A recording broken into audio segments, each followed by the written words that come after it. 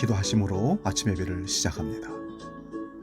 하늘에 계신 우리 아버지, 아버지의 이름을 거룩하게 하시며 아버지의 나라가 오게 하시며 아버지의 뜻이 하늘에서와 같이 땅에서도 이루어지게 하소서.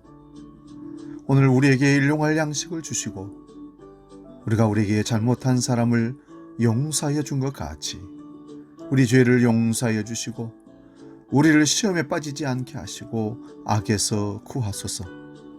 나라와 권능과 영광이 영원히 아버지의 것입니다. 아멘.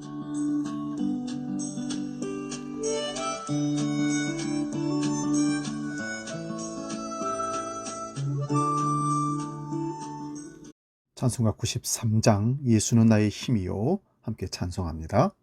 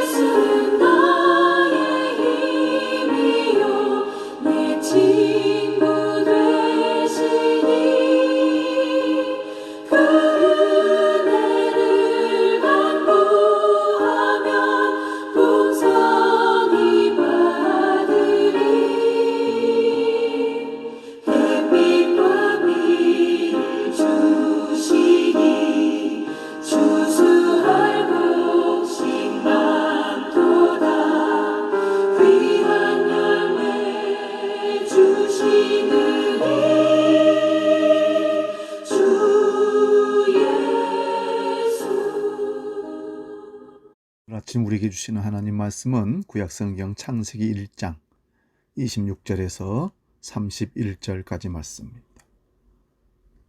구약성경 창세기 1장 26절에서 31절 봉독할 때 살아계신 하나님의 음성 듣기 바랍니다. 봉독합니다. 하나님이 이르시되 우리의 형상을 따라 우리의 모양대로 우리가 사람을 만들고 그들로 바다의 물고기와 하늘의 새와 가축과 온 땅과 땅에 기는 모든 것을 다스리게 하자 하시고, 하나님이 자기 형상 곧 하나님의 형상대로 사람을 창조하시되 남자와 여자를 창조하시고, 하나님이 그들에게 복을 주시며 하나님이 그들에게 이르시되 생육하고 번성하여 땅에 충만하라. 땅을 정복하라. 바다의 물고기와 하늘의 새와 땅에 움직이는 모든 생물을 다스리라 하시니라. 하나님이 이르시되 내가 온 지면에 씨 맺는 모든 채소와 씨 가진 열매 맺는 모든 나무를 너희에게 주노니 너희의 먹을거리가 되리라. 또 땅의 모든 짐승과 하늘의 모든 새와 생명이 있어 땅에 기는 모든 것에는 내가 모든 푸른 풀을 먹을거리로 주노라 하시니 그대로 되니라. 하나님이 지으신 그 모든 것을 보시니 보시기에 심히 좋았더라. 저녁이 되고 아침이 되니 이는 여섯째 날이니라. 아멘. 오늘 봉독한 말씀으로 무엇을 남길 것인가, 이런 제목으로 말씀을 상고합니다. 인생을 살면서 이 땅에 뭔가를 남기고 떠나게 되어 있습니다. 그래서 옛말에 호랑이는 가죽을 남기고 사람은 이름을 남긴다 그랬습니다.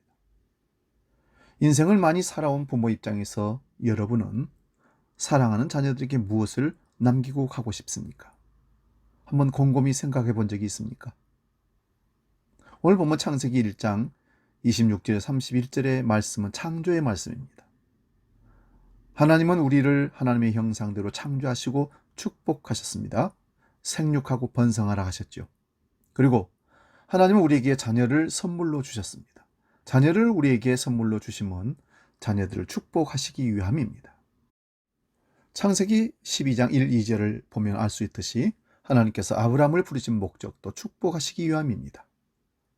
이스라엘의 부모들은 자녀를 축복하는 역할을 담당했습니다. 그들은 자녀를 축복할 때 두 가지를 행했다고 합니다. 하나는 아이의 머리에 손을 얹든지 포옹을 하든지 자녀와 접촉, 즉 터치를 통해서 그들에게 축복했다는 것이죠. 또 다른 하나는 하나님이 이 자녀와 함께하기를 원하나이다 말로 하나님이 함께하시기를 빌었다는 겁니다. 이와 같이 하나님께서 우리를 세상에 보내신 목적은 축복하시기 위해서이고 자녀를 세상에 주신 목적도 축복하시기 위해서 주셨다는 것입니다. 신약성경 마태복음 1장의 족보를 보면 아브라함은 이삭을 낳고 이삭은 다윗을 낳고 야곱은 요셉을 낳고 요셉은 마리아와 함께 예수 그리스도를 낳았더라라고 기록하고 있습니다. 마태복음 족보에는 이처럼 낳고 계속해서 계대해서 낳고라는 단어가 이어지고 있습니다. 반면에 창세기 5장의 족보는 아담의 족보인데 930세를 향수하고 아담이 죽었고 셋은 902세를 향수하고 죽었고 에노스는 905세를 향수하고 죽었더라라고 기록하고 있습니다. 마태복음의 족보는 생명을 말하는 반면 창세기 5장의 족보는 죽음을 말하고 있습니다. 이스라엘과 항상 대치되어 있는 나라 중에 하나가 애굽이란 나라입니다. 애굽과 이스라엘을 비교해 보면 애굽은 지금 이집트를 말하죠. 그 이집트에는 가장 중심에 가장 자랑스럽게 서 있는 것이 피라밋입니다. 뭡니까? 무덤의 죽음의 무덤을 상징적으로 보여주는 것입니다. 반면에 이스라엘에는 예루살렘 안에 다윗 왕의 무덤이 있지만 그건 가짜입니다. 그곳에는 어떤 훌륭한 왕의 무덤을 찾아볼 수가 없습니다. 이스라엘은 생명의 도시입니다. 사랑하는 성도 여러분, 자녀들에게 죽음과 생명 중에 무엇을 남기겠습니까?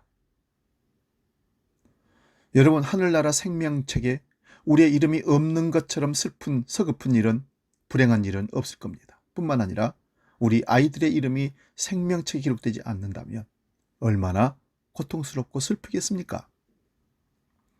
에녹은 하나님과 늘 동행하며 죽음을 보지 않고 하늘나라로 옮겨간 사람이라고 성경은 기록합니다. 에녹의 조상 중에 셋이 있습니다. 셋은 아담과 하와의 셋째 아들입니다. 이 셋의 후손은 모두 경건한 후손이었다고 합니다. 반면 여호수아서에 나오는 아가는 약속의 땅 젖과 꿀이 흐르는 땅에서 최초로 범죄한 자입니다. 그는 세라의 중손입니다. 삼갈의 손자이기도 합니다. 세라는 유다와 다말 사이에서 낳은 아이라고 합니다. 유다는 시아버지이고 다말은 며느리입니다. 시아버지의 눈을 흐리게 하고 멀게 하고 다말이 간통해서 낳은 아들이 바로 세라입니다. 이 둘의 부적절한 관계에서 나온 아이가 세라인데 그 세라의 후손이 바로 아간이라는 것입니다. 출애굽기 20장에는 10계명이 나오고 있습니다. 거기에 제2계명에서 나를 경외하는 자의 자손은 1000대에 이르도록 축복하고 범죄한 자의 자식은 3, 4대에 이르도록 심판하겠다고 선언합니다. 우리가 들어 잘 아는 이야기인데 같은 시대의 두 가문, 즉 맥스 주크와 조나단 에드워드 가문을 누군가가 조사를 했다고 합니다.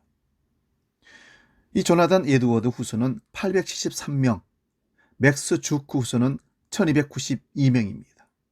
조나단 에드워드는 미국의 영적 대각성을 일으킨 유명한 목회자요, 프리스턴의 총장이었다고 합니다. 그 자손들 중에는 부통령, 상원 의원, 하원 의원, 그리고 성직자들이 많이 배출된 반면 맥스 주크 자손들은 낳자마자 죽은 아이가 302명, 직업적인 거지가 320명, 그 밖에 범죄자도 수도 없이 많다고 합니다. 부모의 삶이 자녀에게 크게 영향을 미친다는 사실을 기억하십시오. 우리가 재물을 유산으로 남겨주지 않아도 아들, 딸들에게 손을 얹고 축복할 때 우리의 아들, 딸들은 축복받는 아들, 딸들이 자녀들이 되는 겁니다. 우리가 재물을 자손에게 넘겨주지 않아도 경건한 삶을 살 때 우리의 아들, 딸들이 이 땅에서 존귀한 자가 되며 우리가 재물을 자손에게 남겨주지 않아도 예수 그리스도를 우리 자녀에게 전할 때 자녀들은 영생의 축복을 받게 될 줄로 믿습니다. 사랑하는 여러분, 우리는 이 가을 늦가을에 우리 인생의 마지막 족적에 우리는 무엇을 남기고 갈 것인가 한번 생각해 볼 수 있기 바랍니다. 무엇을 남기고 갈 것인가? 썩어질 것을 남기고 갈 것인가? 아니면 영원히 썩어지지 않고 기념될 만한 그 어떤 것을, 영원한 생명을 남겨주고 갈 것인가? 코로나 위기에 우리가 갈등하는 바가 있습니다. 우리 믿음의 자녀들에게 과연 믿음이 있는가? 믿음을 물려주고 있는가? 그들이 코로나 이후에 주님 앞으로, 교회로, 예배로, 하나님 앞으로 돌아올 수 있겠는가? 물론 희망은 있습니다. 절망하지 않습니다. 그러나 중요한 것은 우리의 수고와 애씀이, 기도가 전제되어야 한다는 사실입니다. 기도하겠습니다. 살아계신 아버지, 우리가 이 땅에 살면서 떠나갈 때 무엇을 남기고 갈 것인가? 지금 현실의 삶에서 우리는 무엇을 남기려고 애쓰고 몸부림을 치고 있는가? 성찰하게 하시고 믿음을 남겨주는, 축복을 남겨주는 우리 모든 믿음의 백성들, 자녀들, 부모들 되게 하여 주시옵소서. 이제는 우리 주 예수 그리스도의 은혜와 아버지의 크신 사랑과 성령 하나님의 내주하시고 도우시는 크신 역사가 이 땅에 생명, 영원한 복을, 믿음을 남기기로 약속하며 결단하며 나아가는 모든 믿음의 식구들 머리 위에, 그 가정 위에 영원히 함께 하시기를 간절히 축원하옵나이다. 아멘.